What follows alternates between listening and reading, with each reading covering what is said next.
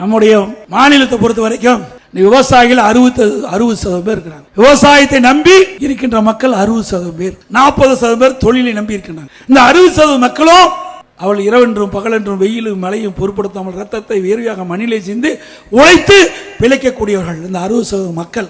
நீங்க டெல்டா மாவட்டம் போயிருந்தேன், அங்க குருவை சாகுபடி, அந்த சாகுபடி செய்த அந்த விவசாயிகள் அவருடைய அறுவடை செஞ்சு அந்த நெல்மணிகள்லாம் மூட்டை பிடித்து அங்கே நேரடி கொள்முதலத்தில் வந்து திறந்த வெளியில் அடுக்கி வச்சிருந்தாங்க.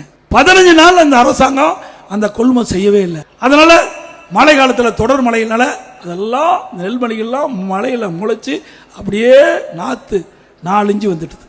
நான் கேட்டா இந்த முதலமைச்சரும் உணவுத்துறை மந்திரியும் சொல்றாங்க வேண்டுமென்றே திட்டமிட்டு எதிர்க்கட்சி தலைவர் தவறான தகவலை சொல்றார் என்று. நான் நேரடியா எல்லா கொள்முதலத்துக்கு பல கொள்முதலத்துக்கு போனேன். தஞ்சாவூர் மாவட்டம், நாகை மாவட்டம், திருவாரூர் மாவட்டம், இப்படி இந்த மாவட்டத்துக்கெல்லாம் நேராக போனேன். மயிலாடுதுறை வரைக்கும் போனேன். திருவாரூர்ல இருந்து தஞ்சாவூர், திருவாரூர், நாகப்பட்டினம், மயிலாடுதுறை 4 மாவட்டத்தில் இருக்கின்ற நேரடி கொள்முதலுக்கு சென்று அங்க என்ன நிலைமைன்னு விவசாயிட்ட கேட்டு இருந்தேன். அப்போ விவசாயிகள் கண்ணீர் மல்க சொன்னாங்க, நாங்க 1 ஏக்கருக்கு 35,000 ரூபாய் செலவு செஞ்சு பயிர் நடவு செஞ்சு அறுவடை செஞ்சு கொண்டு வந்த நெல்லை முறையா கொள்முதல் செய்யல, இங்க நெல்லெல்லாம் முளைச்சு போச்சு. இன்னைக்கு தொடர் மழையில் காரணமாக நெல் குவியலா குவிச்சு வச்சிருக்கிறோம், அந்த நெல்லெல்லாம் அவிஞ்சு போச்சுன்னு எடுத்து காட்டினாங்க.